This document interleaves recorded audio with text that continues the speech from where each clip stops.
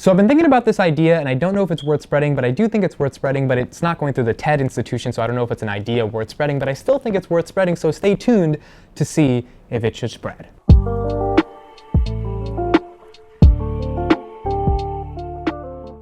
Hey everyone, welcome back to another episode of Building AUDEA. This is the series in which I talk about what I'm doing and what steps I'm taking and like how I'm thinking about building the technology company that I'm focusing on, which is called AUDEA.io. You can check out what the company is actually about in one of the videos in the descriptions if you're not familiar with. So today I want to talk about this idea about what if everyone in the world could give a TED Talk without having to go through TED. And there are a lot of parts to this idea that I want to spread, even though it's not a TED Talk, so I don't know if it's an idea worth spreading. Now, in October of 2018, I applied to give a TED Talk at my school in Rutgers, New Jersey. So I applied to give the TED Talk, and to be honest, I think I did a pretty good job. I got a standing ovation. People came up after me to ask me about the talk. Like, they were really excited and just interested, and kind of just objectively, I could tell that it was better than a lot of the other talks that were there. Next thing you know, a month later, I'm on the toilet and I get some pretty shitty news that is basically like, you got rejected. So at that moment, it was definitely a big hit to my ego, because I was just like, I think the idea that I have, and Ted's slogan is unique ideas worth spreading. I was like, I have a unique idea that I absolutely think is worth spreading. And there are these gatekeepers that are like 19 to 20 years old. I mean, they're not that much older than me, that are basically saying your idea is not worth spreading. It's not exclusive enough to enter this elite club. So as soon as I encountered that experience, I immediately had a chip on my shoulder, and I was basically like, you know what? I'm not gonna go through TED if I wanna have a unique idea worth spreading. I'm just gonna spread my idea. And that rejection kind of fueled this fire in me to start coming up with multiple unique ideas worth spreading, not just one TED Talk, but a series of different ideas worth spreading that I truly believed in, that I wanted to create, and kind of put them out as a compilation as a part of a speaking album. And I did that in the summer of 2020. So the point is that rejection really impacted me and started making me think a lot more differently about how I want to get my ideas out there and why I even wanted to go through some institution. Fast forward another year back into October 2019. I still not made the speaking album because that was in 2018. It was kind of just a lingering thought that was at the back of my head. I apply and I get rejected again. Now, I mean, you could believe me, you could not believe me. I think out of the people there were not the best people. I mean, it really came down to me and this other guy. He was more funny, I was more philosophical. And at the end of the tryouts, we both were on the bus and we're like, yeah, bro, if it's not me, it's you. And if it's not you, it's me. And then we both got rejected, and they picked somebody that I just don't think deserved it, to be honest. But nonetheless, after getting rejected 2 years in a row, it was time to start putting this idea back into motion. When you think about TED, I think it's very important to realize that the brand of TED is nothing. And I don't say that in a negative way. I say that in the most practical way ever. All TED is an institution that gets people together in a room and tells them to speak. The people that are giving the TED Talk, the content of the talk itself, is what makes the talk meaningful, not because TED is attached to it. Now, I know TED has branded their talks as if there is a red logo in front of it, then it's supposed to be a unique or exclusive or idea worth spreading. But if you honestly look at their platform, I mean, they have over 150,000 talks in combination with TED and TEDx. So out of 150,000 ideas, I'm sorry, I just don't think there's that many worth spreading. Maybe there's like 10 of them, probably more than 10. But my point is, if you've given a platform to everyone to have a unique idea worth spreading, but you've still created this level of exclusivity towards being able to give your platform, it's a very weird dichotomy, because on one hand you're like, oh, you need to be exclusive, you need to be good, you need to have like thought leadership to give a TED Talk. But on the other hand, you're like, every college in the world can, or every little club can attach TEDx and then their name and invite people who go through tryouts, so that the elite of those random Joes that are applying for this TED Talk can now give a TED Talk, and those random Joes don't stand a chance to the actual TED speakers because somehow they're supposed to be better. Like, it's so confusing to me, it kind of makes no sense. And on the back end, TED is getting a lot of free content for having people buy into this idea that a TED Talk is somehow more meaningful than other talks. And I'm not saying that that's necessarily wrong, I'm just saying that it's a unique dichotomy by saying it's exclusive, but then giving it to other people, which is kind of exclusive.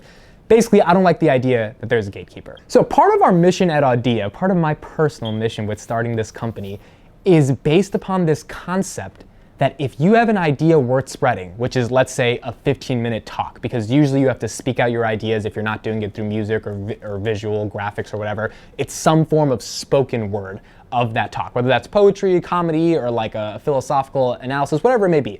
It's something you have to speak about. Let's say that goes from 5 to 15 minutes, whatever it may be. What if there was a platform where you could just take that, put it into that platform was built for those types of ideas because it's an audio native sharing platform, and then get discovered and be distributed to the world. That doesn't mean you go viral overnight. That doesn't mean you become a sensation. That doesn't mean you start making millions of dollars. Just like if you put out a YouTube video tomorrow, it doesn't mean you become a YouTube star overnight. But it does mean that there is not a gatekeeper that's stopping you from spreading your idea because it's not elite or exclusive or unique enough to be spread. And that's one of the real things I'm focused on here at AUDEA, which is like, our company is based upon an audio native platform that is built for sharing ideas that are not solely relegated to the podcasting space, which I know is huge in audio right now, or to the video space, which requires some type of visual enactment in order to actually share something, whether that be a photo or a video. We are literally what our name is, audio ideas. Ideas that are rooted in audio, because if you give me someone walking on a red dot back and forth with no audio, it is absolutely worthless to me. But if you give me the audio and don't give me the video of someone walking back and forth on a red dot, one, I get to do more stuff with my life because I don't have to stare at this person walk back and forth who's probably not the most amazing public speaker in the world, so they're not going to really entertain me for 15 minutes. But two, the audio is everything. Like, that is the idea. So like, that matters much, much, much more than the actual visual component. Our platform is built for not having to go through all the hard work of making the visual components to it, because other platforms exist for that. And I just don't think that's necessary for a lot of these ideas, for a lot of the content that is audio based. But actually having a network in which people can search the content, so there is a search engine that allows the user to be recommended new audio ideas, sort of like a YouTube home feed type of thing.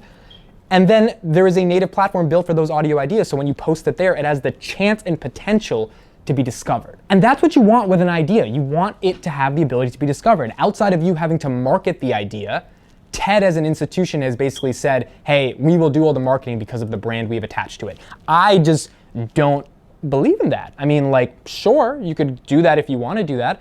I just, like, after getting rejected, I'm like, well, like, what marketing are you really doing other than putting 3 letters in front of it? You're not doing anything for me. I know my ideas are worth spreading. Maybe you and your people don't think it is. That's totally fine. That's cool. What if there was a platform in which there was no gatekeeper, in which there was no individual saying that in order for your ideas to be worth spreading, it has to be XYZ? What if it was just you and the world? As I think we are getting more into a democratized society, there's more opportunity that is becoming democratized. 50 years ago, if you wanted to be a movie director, you had to go through Hollywood. With the advancement of YouTube in the past 15 years, if you want to be a movie director, you just have to make movies and put them out on YouTube. And that doesn't mean you get famous overnight, but that does mean you have the potential via algorithms, via searching, via growth hacking, via external marketing, via just having it exist in the world even if no one's watching it. You have the product, it's there. Now you just have to get it out to people. But the platform being there to facilitate the existence of the content matters. And I think there's just a lot of people in the world that have ideas worth spreading, that are TED quality, probably even better than TED quality, that don't go through these types of institutions, that don't want to, that don't have the time to, and that frankly don't need to. At the end of the day, I see it like a record label. Like, you're just a middleman between my content getting out to the people, and if the people like it, that's all that matters. So, what if everyone in the world could give a TED Talk? I mean, imagine millions and millions of people having their unique ideas worth spreading. I'm not saying all of those are going to be amazing, but I am going to say that if you put in the hard work, because it does take hard work to create a TED-like talk, right? You have to really think about what you're going to say. You have to really structure your talk. You really have to organize your points. You really have to be able to deliver it via your voice. All that stuff is difficult. It's not easy.